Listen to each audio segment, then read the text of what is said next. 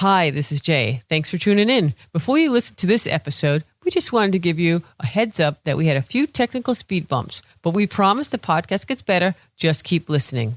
Welcome to the Inspired Action Podcast. This is where we have motivational, inspiring conversations and interviews that we hope you will enjoy listening to. If you're interested in creating more balance in your life, understanding your 5-element energetic nature, finding the path of greatest ease, or releasing the baggage of this lifetime and discovering ancient alchemy that can help you fly in your life, join us and other inspired actioneers on this alchemical transformational journey.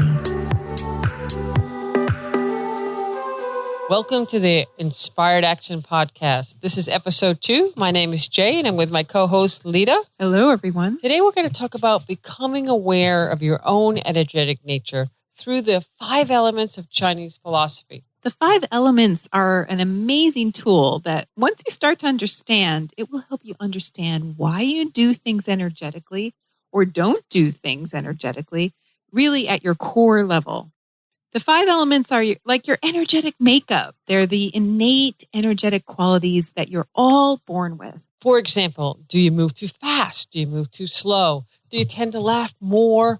Do you think you're really a serious person? Do you even get frustrated really easily? These are all examples of the different types of energetic temperaments that we call the 5 elements. We love the 5 elements. We're going to talk a lot about the 5 elements in this podcast. We talk about it every day. And this episode, we really want to build on the first episode where you had the homework to become the watcher and the observer of you. And as the observer, you can continue to see how you coexist with others in the world, and particularly how you interact with those who are the same or different than you energetically. Exactly. Ultimately, we want you to be the watcher to learn about self-acceptance. And the most important thing is to understand your true nature. For this show, it's about energetically your true nature. In other words, when you understand why the way you are, you don't need to beat yourself up for the things that you don't comply with in society or with your parents or your partner or your boss or your children. You get the idea. What they think you should be like. It's like you can forgive yourself for all the things that you think are wrong about you. In this episode, we're going to cover a number of things. First, we're going to explain the different types of energy or chi, because it's really important to understand chi before we talk about the 5 elements. And then we're going to talk about the 5 elements specifically and how they are useful in your life. And then how you can identify your own element. And we have a little bit of a surprise homework for you. And it's going to be fun. Yeah. And then we're going to talk about each element and what are the positive parts of the elements and the challenges for each element. And finally, what are the motivations for each elemental energy type? And that's a lot, but we're going to go over a little bit at a time to give you a good framework. So we're going to start with understanding energy like chi and yin and yang. There's an energetic theory I like to talk about, which is, what is chi? And most of you already know what chi is, but here's a really simple way to think of it. If you look on your wall, there's probably an outlet there. And if you plug something into it, it will actually do something. And so you know that there's energy in the wall. You know that there's something that is going to light up a lamp, for example. And we would say that that's chi. And chi is what animates us. It's what turns us on and makes us alive. And so that's like the way that you can think of chi. Chi causes movement. Chi causes change. And then we need to also talk about yin and yang, because yin and yang are flavors of chi, basically. They're the 2 kinds of chi that can happen in the world. Yang is everything that goes up and out. So it's very expressive and expansive. And yin is everything that condenses down and goes downward and like into a little ball or something like that. Now, Lita, does everyone have equal or does some have double? How does that work? Well, the 5 element theory is really interesting because there's 5 elements and there's 2, yin and yang. So each element is either more yin or more yang. And then there's one element which is exactly the same amount of yin and yang, very balanced. And that's the earth element. So I asked you that. I just wanted you to explain it that way because you do it so well. And you have a great metaphor for yang, which I think would help people. When we were in Iceland with Lita's teacher, Master Jeffrey Yuen, we were at this giant geyser and everyone was looking around and it was quiet and it was kind of bubbling and then it bubbled more and then the water comes spraying out. It's like crazy as you've seen a geyser before. And that's the yang energy, up and out. And it's really a great way, the visual, to understand how that energy works. So all beings on the planet have an energetic type, one of the 5 elements.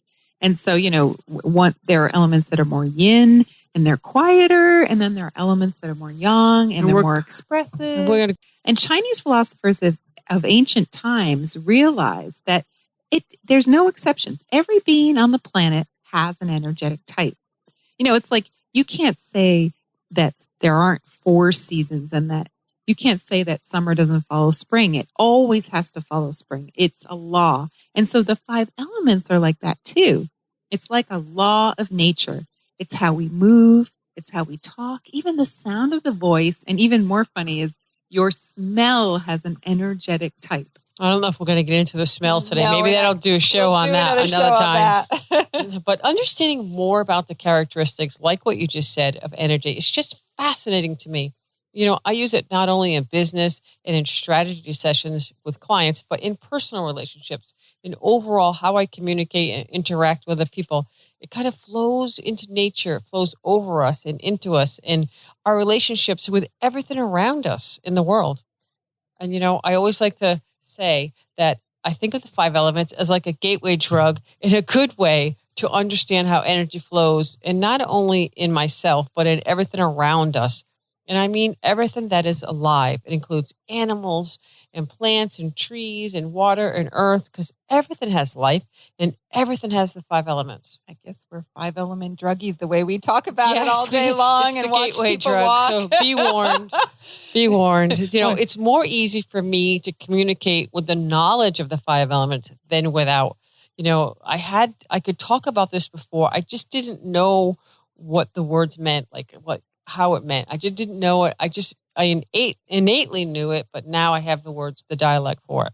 And I think that's what's helpful. I think what's really helpful, I think a lot of us know this, but don't know we know it. And we use it. We have these reactions. Someone comes to the door and starts talking, and right away we have a reaction. It's either positive or maybe negative or maybe neutral. And that could be energy before a word is spoken. Yeah. Once you start to see this energy at work in your life, you are going to be blown away because it completely changes how you walk through your own life. In a way, it just made me think about how, you could get woke in your life energetically. Get woke. Get woke. So how are the 5 elements actually useful in your life? So 5 elements, useful day-to-day kind of ideas. Well, we're going to be talking about it because this podcast is about personal growth.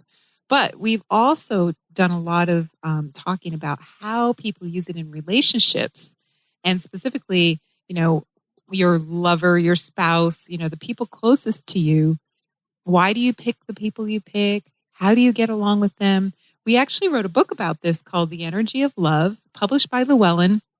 And it's a great book if you're really interested in using the 5 elements to understand you and your spouse, for example, or you and your future lover and how you'll get along. And in many ways, it's not just a romantic love.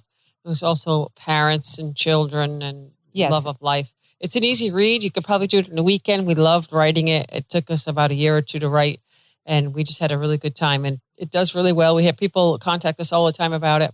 And we also do a lot of business consulting because in businesses, you need the 5 elements for so many things. I mean, just in terms of talking with customers and team building and all kinds of... It's endless. The possibilities are endless. All kinds of relationships happen on the business level and also with educational institutions. We've done some work in that arena. So, obviously, the list goes on and on. And then the second book we wrote on the 5 elements was called Connecting Your Circle. It's like a short primer on the 5 elements, a little bit of more of a deep dive on a personal relationship there, not a personal, like romantic, more on a personal relationship with yourself, which is also, it's a short book, and it's the start of a series that we want to write on each one of the elements called So You Think You Are, in whatever element you think you are. And that'll be a deeper dive, and that might be out in the next year or two. We have so many projects we're working on, but we're going to finish that for sure. And understanding how your energy moves and flows is what this is all about. And sometimes you get blocked. And how energy moves through you in the world has been a game changer for us. Definitely. It's just been a game changer. That's a great way of saying it. So without further ado, drum roll, let's go over the 5 elements. So the 5 elemental energies are wood, fire, earth, metal, and water. And, the history of the 5 elements goes back so long ago that we really don't know who started the theory. In fact, there are books that are 2,000-3,000 years old that reference older times when the 5 elements were already established. So this is something that is a part of Chinese culture, Chinese philosophy, and many other Asian cultures as well. Korea, Japan, all of them have this very strong basis in the 5 elements. And you can see that in feng shui and all kinds of other aspects, martial arts, etc. It's everywhere. Every living thing on the planet has the 5 elements in them. Everyone just has them in a different order. We'll explain that a little further in a few minutes, but we'll go over each element and we'll talk about its strengths and its challenges, as I like to say it. You can see which elemental energy resonates with you more or less, and you start to identify which one you have in which order. And also just, imagine every elemental type has gifts or advantages, and each has disadvantages or drawbacks or challenges, as Jay likes to say. It's unavoidable. So you can evolve beyond your elemental nature. And one of the things that the Connecting Your Circle book that we wrote is about is how to be the best you can be and be all 5 elemental energies. And the sages of old believed if you could learn how to manifest all 5 energies, you would become a master. That would be Connecting Your Circle. And that's what that book's about. So for what we're doing in this Inspired Action podcast, and we may do more on the 5 elements in the future, but we really want you to try to understand these 5 energies and which one comes more naturally to you in which order. And if you're hearing us talk about it and it sounds like we're speaking a foreign language, then that's probably not an element you have in your top 3. In fact, it's almost just as important to know which 2 are your last 2 elements, because those are the ones that you speak the language really badly. And it's good to know that, when you're walking through the world, if you meet someone who's that one of those 2, you guys might not be able to communicate hardly at all. It's just energetically very difficult for you. You might both speak the same language, literally, but you don't speak the same energetic language. And energetically, if you are with someone who you're in conflict, or it might not be romantic, it could be a boss or a parent, let's face it, there's a world of people out there who want you to change. They're everywhere. Businesses want you to buy their products. They want you to feel a certain way. They want you to act differently than who you truly are. The media every day floods us with images, words, thoughts that we're not good enough, we're not smart enough, we're not pretty enough, unless we buy product X, wear product Y, or think product Z. Of course, it's all their way, which might not be your way. And how many people grew up with parents who were different than them? There's so many examples I see every day in my practice of people who were never validated, who were always told, like, sit still or get going or speak up or, you talk too much or don't be so silly. Can you be more serious? Stop being so serious. It just goes on, and parents, teachers, you name it, were telling, the kids all through their childhood not to be themselves. And that takes a toll after a while. You're blessed if you had parents who did the opposite. And there are many out there, but it's not as common actually as people who've grown up really feeling like there was something wrong with them. And what we're trying to do today is to say, you know what? There is nothing wrong with you. This is about your energetic, true nature, your authentic self. Millions of people around the world are trying to make themselves perform or conform or forget who they truly are, who they really are. It's like exactly what Lita said. You might not have people who get you, and then you might not even get yourself. Mostly we want to grow throughout our lives. We don't want to have to hide our true selves or be someone that we're not. In fact, we just want to be deep down to connect with ourselves. Let's begin with the wood element, which Wood. Jay, why don't you go ahead and get Sure, wood. The started? positives of wood: assertive, able to break through obstacles, positive outlook, great, always has new ideas. And one of the things about wood that's important is they like to champion for those that are weaker around them. They also like to be a champion of animals and children. Starting new projects is really what it's all about for wood. I mean, if a wood person doesn't have a new project on the horizon, there's something super wrong with them. Maybe they're truly depressed because it's just integral in who they are. And for that reason, the drawbacks or the challenges for wood can be impatience. They hate bureaucracy because that's not a new project. That's like old project being just done over again and again and again. They get frustrated with incompetence because they're super competent. And they also can be really disturbed by an environment that's not very peaceful. Sure. That's a great way of looking at wood. And there's so many. We're just giving you like a few of each one. Quick rundown. So, yep. So fire is the positive outlook. They want to be happy. They have a positive outlook. I'll add that. They want to please. They're excited. They're passionate about many different things. And on the challenging side, they're easily hurt. They're so focused on their own emotions, and they can be even self-centered with the desire to please, meaning that they please others so they can please themselves.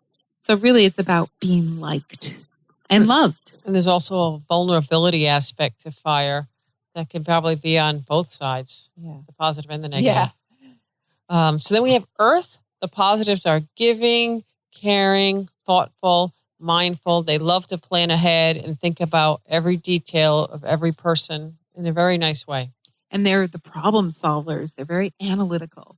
Now, because they can be that way, they can be a little slow moving, even a little stubborn. And they have a tendency to take on too much for all the sake of other people. And that can create resentment, especially, with people close to them, like family members.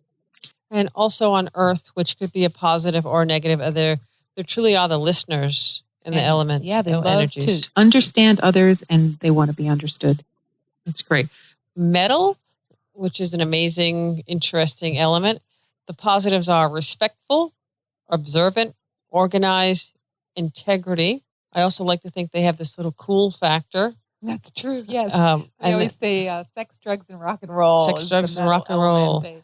And then the drawbacks? The drawbacks or challenges are, being so reserved. They can look like they're holding back. They really dislike crowds. They can even look judgmental. Actually, the judge in a courtroom is often the metal element role. They can also feel entitled, which can make them very, bitter and angry, and they can feel overlooked. And I also think about metal as maybe holding a lot of negative energy inside if they for too long. Yeah, that's that entitlement factor. Yeah. And, most of the time when they feel respected, that doesn't happen. So if it doesn't get the respect, maybe it festers, kind of builds up. Okay. So that's a nice way to look at metal. And water is some of the positive. They're spontaneous, imaginative, silly, courageous, and they're really good in an emergency situation. Yeah, you really want a water person around when there's an accident or something because they just know inherently what to do to help everyone, and they act fast. But they can also, the challenging side is they can be fearful sometimes. Even as courageous as they are in an emergency, that other times in their life they can be quite fearful. And they put out so much intense energy that when they get home, they can kind of be couch potatoes and, play video games or watch TV and kind of, just hang out. And also they can be a little too patient, kind of opposite of the wood impatience. They can sometimes wait too long. Like they might stay in a job they really hate for a long, long time, just waiting for that opportunity to come along and save them. Yeah, I know a lot of water people like that. And I also think with water, they want to matter. They really want to make a difference in the world. We're going to talk about that in a few minutes, but it could be a positive or a negative. Yeah. And so those are the 5 elements. And the first thing you want to do is, obviously figure out which one you are. And we're going to help you with that. But you want to learn to embrace who you truly are. And this will become easier as you learn more about your elements. And, your elemental energy influences so much in your life. How you love, what kind of career you want to pursue. Or should pursue. Because sometimes you're in the wrong career based on your elemental energy. How you manage money, how you spend your free time, even what kind of clothes you wear, what kinds of people you want to have relationships with. We talked about that earlier. Even what kind of music you listen to. So think if you're not being true to yourself and all those things that Lita just listed out, if you're doing the way that's authentic or the way that's inauthentic. Yeah. Are you doing what your society and your parents and your kids want you to do, or are you really doing what you want to do? Yeah. And that's part of the motivations that we're going to talk about, the elemental energy motivations. This is about what really matters most to people because we're not all the same. You'd think we would all have the same motivation or goal in life, but it's just not true. Definitely not true. And it's not that all of us don't want to be successful or be loved or be respected. We all want some of that, but there is a motivation that sort of is more important than anything else to us. Amazingly, we all don't want to understand everything or respect things. We just, your motivation for living. It's your reason for being, your raison d'etre. That's what the motivation based on. That's what your true motivation in life is. Okay, so let's go into some of the elemental motivations in life. If you are wood, your motivation for life is you want someone to truly see how great you are. You don't want to make mistakes, and you don't want people to dwell on your faults or bad habits. So instead, you want to concentrate on all the good things that you do and how you are successful. Such, good news in the world makes you magnanimous. And Wood likes to reward the people that are around them, and they love to do their best and bring other people, the best out in other people.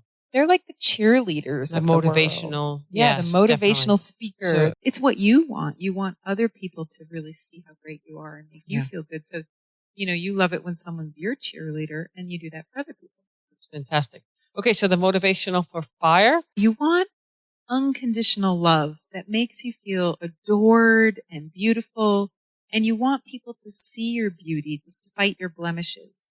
So this is opposite of wood in a lot of ways because you might make a mistake or do something that isn't so great, and it's actually a way to see if other people will love you despite that.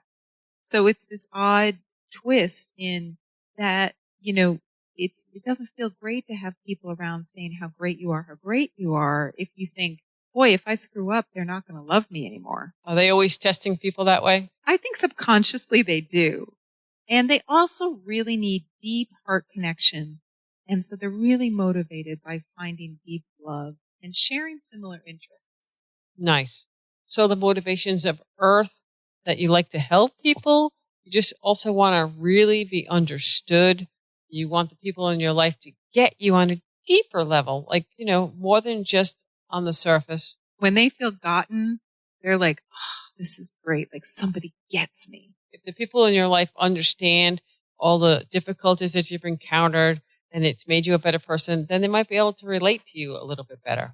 I mean, ultimately, they're seeking validation.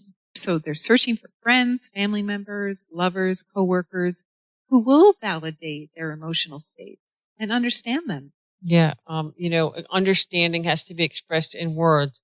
Lots and lots and lots of words. They're very mental. Let's put it that way. The mental state and the words associated with it are very important. So they like to talk and they like to listen. They like to mind meld with people. Yeah. That's a funny way of looking at Earth. For metal, you might want to be honored and respected. And rather than words, you seek a sense of connection that is more cosmic in nature. I use that word a lot when I'm talking about metal. Cosmic. I like to say it's like when a monk bows with prayer hands, it's a gesture. And that gesture can have so much meaning for a metal person because it could recognize some kind of service or sacrifice that they made. And that thou is what they're looking for. Not so much, high five, slap on a back, Like good wood. job, like wood likes. It's more quiet. It's spacious.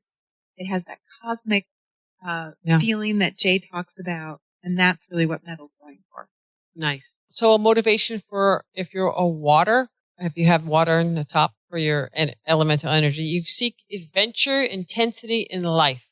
You maybe want to connect wordlessly. And again, unlike Earth, they might, it's deep, but it's a different kind of deep. And the normal surface conversations, which are quite interesting to other elemental types, especially fire, are kind of boring for water people. And their lives alternate between calmness and activity. As I explained before, they can be couch potato, but they can also be really intense. And they want more rest. And they want to monitor their energy and make sure that they have enough for all the thrilling moments in life. And then they need to regroup and maybe, watch TV and do video games for a long time. I think video games were created for water people. And it's intensity and rest. Yes. And then on the couch as well. And Jay pointed out that the thing they're really seeking, what really motivates them, is they want to matter. They want to matter to the people around them. So they're looking for people to have fun with, adventure with, but that means that person cares and that they're looking for someone who thinks they matter. Part of your homework is going to be to continue to be the watcher, but we're going to have you read a book, our book, Connecting Your Circle. We're going to give you a free PDF copy of the book. Yeah, we wanted to surprise you with this. If you go to our website, inspiredactionpodcast.com, and you go to this episode, which is number 2, Pod 002, you will be able to download the entire book in a PDF. And so we're really excited about this because it has like a little quiz that can help you identify. Now, I want you to really do the quiz and use that as a prompt to go and read each section that maybe is your first and second element, because sometimes the quiz, it's going to identify your top 2 or 3, but sometimes you need to really read each section to decide which one you really are. And it's an easy read. It's a quick read. You could definitely do it in a day or 2. We kind of wrote it that way. And so that's the homework. So continue to be the watcher, continue doing your journal, and now start to think about the transformational mind as accepting who you are elementally. And before we finish today, let's just go back a little bit about talking about the transformational mind and Wu Wei. So this podcast is about our desire to want to change. And we talked about that in our last podcast, and we plan on talking about that all the way through. Yep. And we just want to say, we think you're perfect just the way you are. You don't need to change. We just think you might not know that you're perfect already. And so this exercise today is about helping you with self-acceptance and self-love. You just need to hear that you're perfect. You need to see that you're perfect and really feel it in a positive way.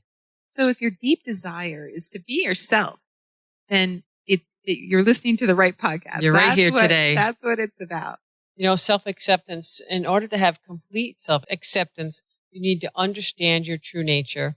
If you don't understand who you really are, how can you accept yourself? And who will ever get to know the true you? And self-acceptance requires that you accept both the good and the bad in you. And so that's why we talk about these drawbacks. Now, really, every drawback, quote unquote, of each element challenge, I like to say, could be something good. It's just that our society, really has problems with some of these things. It doesn't mean that they're bad. Right. And different societies are different. The USA culture is different than Japanese culture, English, or even British. Every culture. We've done 5 elements on most of the countries. We like to look at the culture and see what element is predominant. Like here in the U.S., the predominant culture is wood, whereas in England, the predominant culture is metal.